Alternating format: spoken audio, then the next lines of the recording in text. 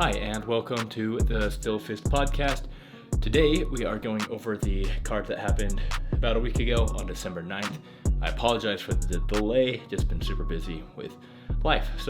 But finally getting it out, and this is probably one of the longer videos that I've had, so that's also a reason that we're so delayed. But we are starting off with Thomas Manwaring versus Kent Lloyd, which was the first kickboxing match of the night. So Thomas has always been really good about just having good forward pressure, and he's also super strong. I've sparred him a lot, and he's one of my favorite people to train with. He's a super technical fighter, and was putting up, a bunch of different feints and stuff, and just constant pressure, keeping Kent up against the cage. When you're up against the cage, it's kind of hard for you to maintain having a good stance, and that's kind of what led to the knockdown in the first round, as he was out of position as he threw a punch. Thomas was able to land the strike, which knocked him down. And then Kent was doing a really good job about staying active and fighting off of his back and staying in the fight. Even when the stoppage happened in the third round, Kent was up and moving and looked ready, but just not up to the ref's opinion, I guess, or the ref just decided that he had seen enough. Thomas was doing a good job of, when he was getting tired, holding his, using the clinches and putting his weight on Kent to make him carry him, to fatigue him out a little bit. And it kind of worked. In the third round, when the clinch happened and they broke, that's kind of always where I teach the kids that I train with. When separations happen in clinches, that's when one guy decides that it's time to rest, and so that should be your time to go. And that's kind of what happened. Thomas clinched up with him, was making him wear his weight a lot. They separated, and Kent walked out not necessarily ready to go, probably most likely due to fatigue, and Thomas was able to land a head kick with a right straight to send him on his way down. So this was an awesome fight for both of these guys. I don't really feel like he was outclassed or outmatched at all, and they both looked really good. So congratulations, Thomas, on your win, and Kent, we hope to see you back. We are moving on to our next match. Rundong Sun versus Skylar McBride. This was, another showcase of heavy pressure by Rundong Sun. Pretty much from the time that he walked out of the gates, or the curtain in the back, just going straight into the cage, walking past all the commission, and then as soon as his fight was over, he was bolting right out of there. So that guy was definitely in a hurry and ready to get the fight going, and he kept that pace for the whole entire fight. He would step in and land 2 or 3 punches and keep up the pressure the whole entire time. Good boxing combinations coming out of him. And Skylar was doing really good too, but Skylar was more focusing on counter-striking. He was just waiting a little bit too much, which led for Rundong Sun to be able to get ahead on the scorecards and really create a big, more of a dominant fight there. Skylar was doing really good with his counter-strikes and everything that he was doing. We were just saying, even in the broadcast booth, in the commentary, that it would have been a little bit more beneficial for Skylar to be first and be last. Start the combinations off, and then, in the car crash, in the firefight, be the one that exits with a punch. And that probably could have balanced it out a little bit, but Rundong Sun kept up his pace. So congratulations to you on your win, and can't wait to see both of you guys back with your improvements. Moving on to our third fight of the night. Next fight of the night, we had Gage Taylor versus Jordan Jepson. Gage Taylor, right off the start, was having a fantastic striking display, mixing up his strikes, his kicks, his punches, and he is very tall for 135 pounds. I think he's like 5'11 or 6 foot or something like that. And Jordan Jepson, even though he was the shorter fighter, I was really impressed with his ability to fight as the shorter fighter. He was all the way in or all the way out, not really ever just sitting at the mid-range. But Gage Taylor still did a really good job of landing his strikes even in the distance. Halfway through the second round, Gage Taylor really just started to find his timing and his accuracy, and just had a phenomenal display from, midway through the second round, really until the end of the fight. Mixing in with different kicks, flying knees to the body, and punches and stuff like that, teeps, knocking Jordan Jepson down. And Jordan Jepson, he stayed in the fight through the whole entire time. He was doing good boxing combinations himself, getting in and out, but Gage Taylor was just a little bit too much. Ideally, I think you put Jordan Jepson up against almost anybody else at 135 pounds, and he probably wins. He had a lot of skill, but it's really hard to deal with someone is as good as using their range as Gage Taylor was. And Gage Taylor and his kicks and variety was just incredible. Congratulations, Gage Taylor, on getting your win, and Jordan, can't wait to see you back as well. Okay, and then we had our first MMA fight of the night. Skylar Stevens coming in against Nick Johnson. Nick Johnson recently joining over at Fight City to get some formal training. And Skylar, I saw him back in August in Wyoming in his first fight. And so I was talking to him about a week before his fight and just kind of asking him his background. And he says that he's a street fighter. Like, just everything that he was doing in there was pure street determination and grit. And he has a lot of potential for fighting, and he just needs some formal training. So he's going to hopefully come up and train with me a little bit, and we'll be able to get him his next win. But in this fight, he was doing really good with his striking, and it was a bit sporadic, but he was landing good accuracy. But Nick Johnson just kind of stayed calm and was finding good kicks and making Skylar pay for his constant aggression. Skylar tried to wrestle with him. I told him not to wrestle with a jiu-jitsu guy, but he tried anyways and ended up getting caught in a guillotine choke. So congratulations to Nick Jackson. I hope that's your name, Nick Jackson. Congratulations to Nick Jackson on your win and joining up at a legitimate gym with Fight City and continuing to improve. And Skylar, can't wait to see you back as well, or get you that win for your next fight. All right, we have the second fight of the night. We had Calvin Taylor coming in against Spencer Hansen. This was like Clash of the Titans. Calvin Taylor looks like he's carved from granite, and both of these guys have wrestling backgrounds. I know Calvin Taylor was like 5 years of wrestling, which is a pretty substantial amount of wrestling, and he's built like a wrestler. And Spencer Hansen, I don't know his background in wrestling, but he was wearing some wrestling shorts. I can't remember what it said, like Westridge Wrestling or something like that, but he comes also from a wrestling background.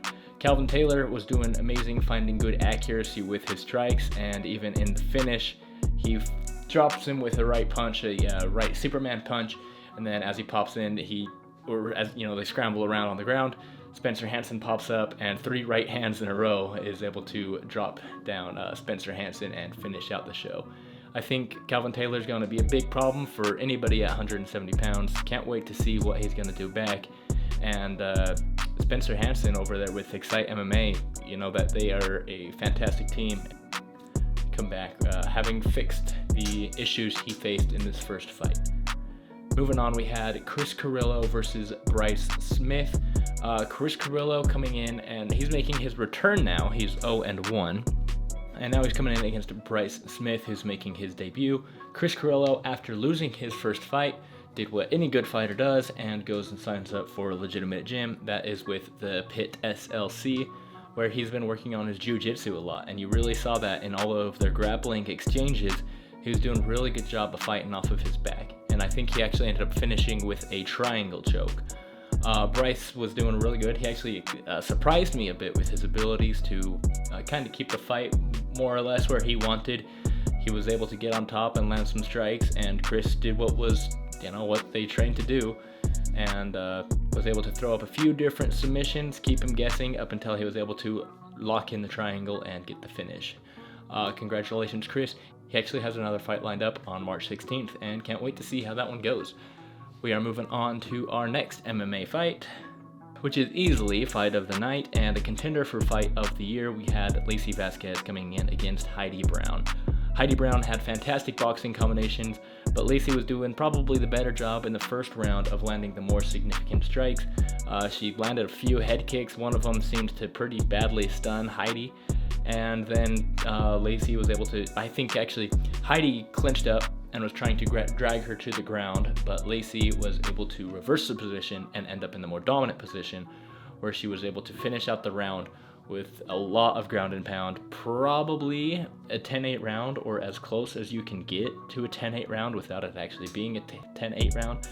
Because at the end of the round, after Heidi had suffered all that damage, she was doing a good job of keeping her distance, but Heidi was able to get the reversal and end the round up on top. And then that is pretty much the same, similar story coming into the second round. Heidi Brown came out with her boxing combinations, ended up in the clinch, and she is able to drag Lacey Vasquez down. And now it's Heidi's turn from the top position to land ground and pound strikes. Lacey did a good job of just not really staying super comfortable in any position and scrambling and fighting out to try and advance position to be in a better position, or at least keep herself out, being actively defensive on the ground instead of just kind of shelling up and giving up. So she did a great job of doing that in the second round, even though Heidi had more of the dominant round there. And then coming into the third round, Heidi was able to pretty quickly get it down to the ground, and I don't know at this point if it was because Lacey had been hurt or due to fatigue, maybe from chasing the finish in the first round and then having someone lay on top of you for the entire second round. Yeah, Heidi was able to just end up on top and land some ground and pound strikes and get the finish. So one of the best fights that I've ever seen. That was amazing to both of them. Congratulations to both ladies for your fight, and congratulations, Heidi Brown, on winning your debut. We are moving on to the next fight of the night. We had Luke Saunders coming in against Daquan Barber. Daquan Barber did a good job of having pretty good output, pretty good pressure, and accurate punches, which was pretty cool to see. But Luke Saunders did a good job of staying moving along the cage, not really giving him much to work with. And then when Daquan would close the distance, Luke was doing a good job of taking him down and starting the wrestling off, or of taking him down and engaging in the wrestling, or starting the wrestling. And he maintained control through most of the fight and was able to land a little bit of ground and pound. And, I think he ended up winning 30-27 or pretty close to 30-27. Something also that needs to be mentioned is Daquan Barber missed weight by about 5 pounds, which is, in MMA terms, a pretty substantial amount of weight to be missing by, especially if it's dehydrated 5 pounds before you go in the next day and you rehydrate and whatever, that 5 pounds of dehydrated muscle ends up coming back to like 10 pounds or something like that. Maybe not twice as much, but still a noticeable amount of weight difference. And he seems to be a pretty muscular fighter, so Luke did a good job of dealing with that and keeping the fight where he wanted. Daquan Barber had a kind of an elongated stance, which is kind of a boxing trick that you can use where you keep your lead leg forward. I think Terrence Crawford does it a lot, keeps your leg forward, your lead leg pretty far forward, which kind of makes your range a little bit deceptive because your head is really far back, but your leg is far forward, so it's easy for you to lean forward and close out those distances and land some strikes. Luke caught hold of that and was able to land a bunch of leg kicks on Daquan, which kind of slowed him down. Daquan was trying to get some counters off, but wasn't really able to find the timing with them past that first round. Daquan ended up getting a reversal in the second round and didn't do much with it before Luke was able to reverse him again and finish the round on top, and actually finishing out with some ground and pound. And then coming into the third round, Luke pretty quickly got it down to the ground where they were able, he was able to stay active enough to keep the ref from standing him up, and was able to land a bunch of strikes. So Luke was able to win a decision. Congratulations, Luke. I'm happy to have you back, except for now that you're not back again because you have your hand all broken and had to get surgery. But congratulations on your win, and hope to see you heal up fast. Moving on to the next. All right, we had Donnie Ferris coming in against Ricky Mamone, and the Mamone boys are very powerful and very hard hitters, and also very scary fighters. And Donnie told me even that this was definitely not the fight that he would want to take on a week and a half notice, or however short of notice it was, and I wouldn't either. Even the air that brushes past your face is enough to stun you a little bit. They are thrown with so much intensity in every single shot. They are super athletic and hard to take down, and really the duration of the fight was Donnie trying to get the fight down to the ground where he seemed more comfortable, and Ricky was able to just counter it and keep it up the whole entire time and land the more effective strikes. Ricky would pressure forward with punches and just momentum, I guess, really, and Donnie, it wasn't necessarily panic shots, but he was really being forced into having to take a lot of shots and try and get it down, but Ricky was on top of it, hitting those sprawls and controlling the clinch positions and landing the more effective strikes. Coming into the second round, Donnie kind of carrying the same mentality, trying to push him forward, get him against the cage, and get the takedown.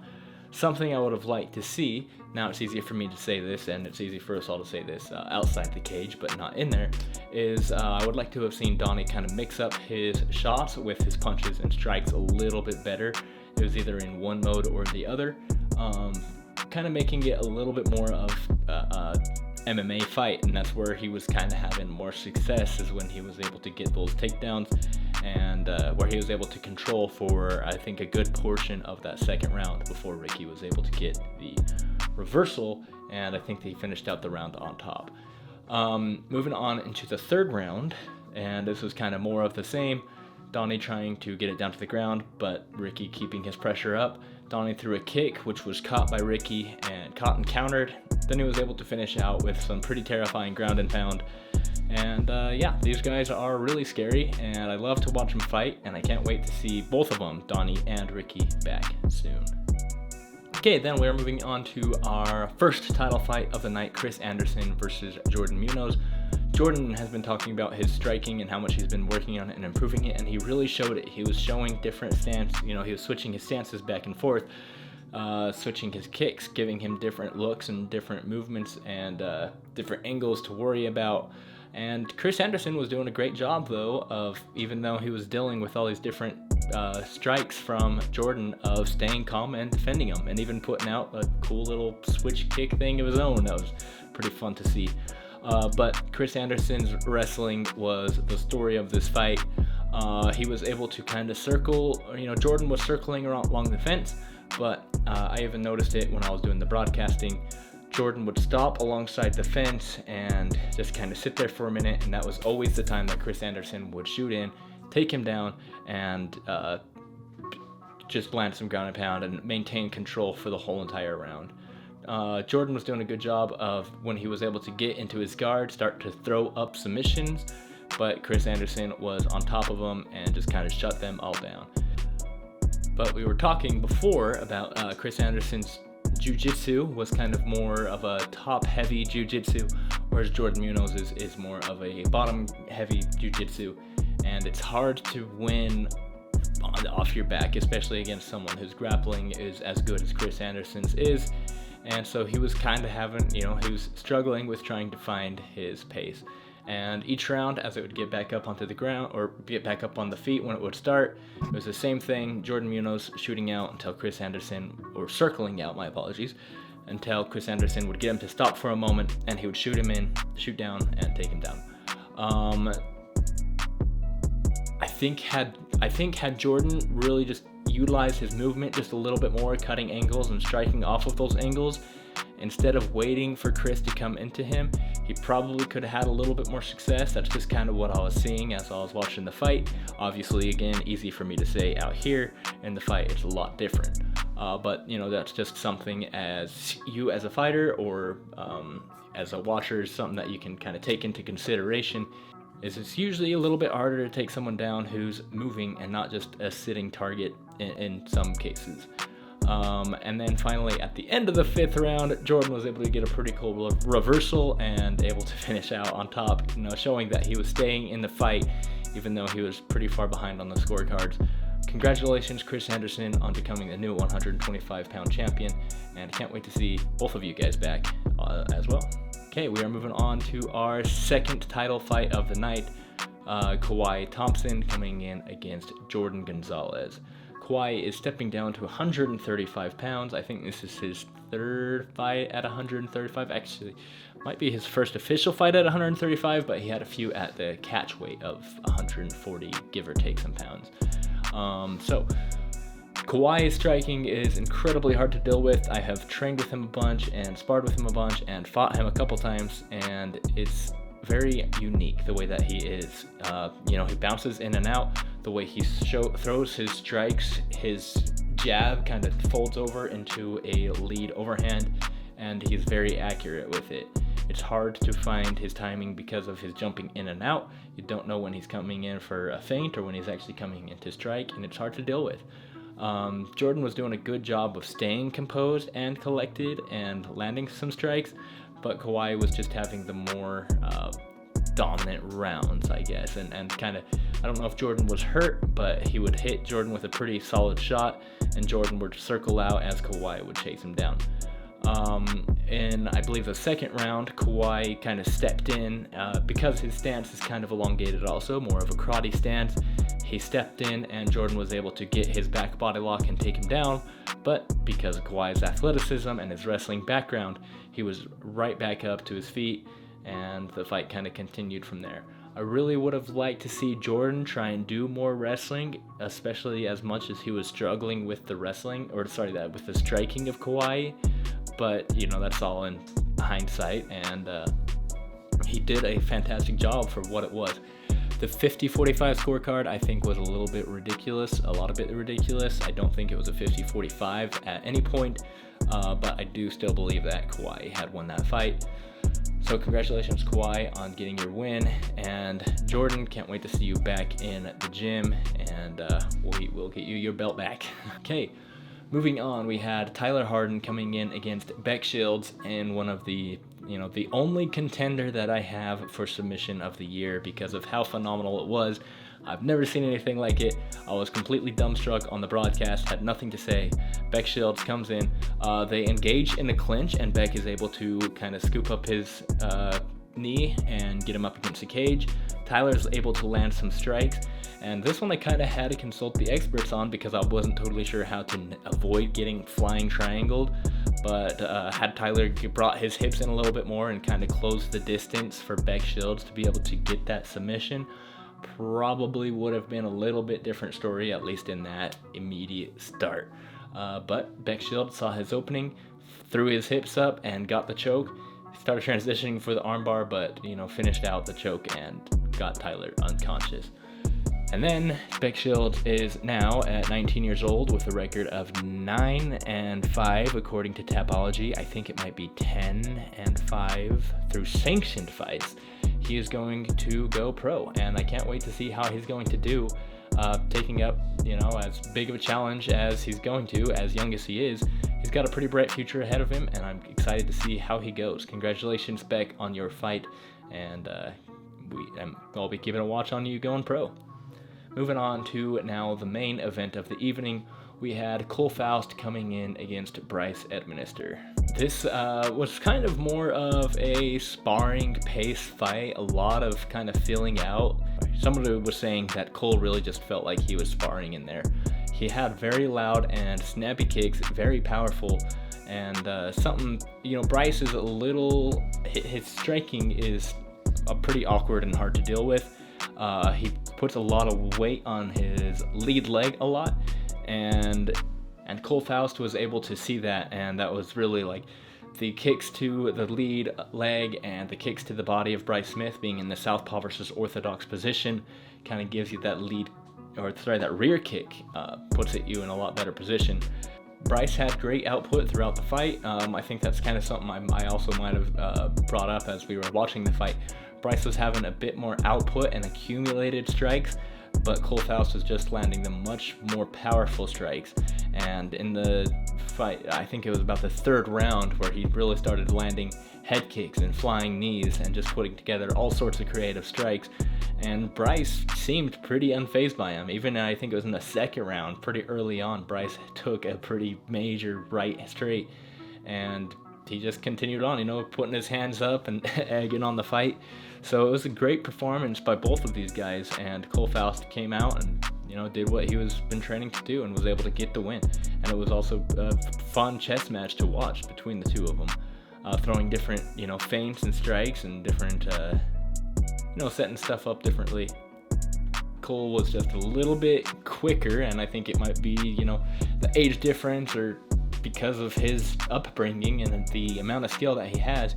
He was just able to beat Bryce to the punches a little bit faster, and was able to get the decision. So congratulations to Cole Faust on your professional debut, undefeated. And Bryce, love you, can't wait to train with you again, and you had a fantastic performance. It was an amazing fight to watch and to be able to call. I am honored to be able to have called that fight, and pretty much all of the fights that happened this night. It was an awesome card. Can't wait eventually to be able to commentate again. So, that is the end of the December 9th card. Putting together a big end of the year video where we kind of go over all of the fighter of the year, fight of the year, and knockout of the year, and so forth. I sent out a poll to everybody who I believe follows the sport pretty closely or follows the promotion pretty closely, and we got all the results in, so I am putting that together, and that will be out soon. I will be joined by Skylar Bernasoni, and we will be going over kind of our favorite moments that we had seen throughout the year and kind of recapping. So can't wait. Keep an eye out open for that one, and I will see you all eventually.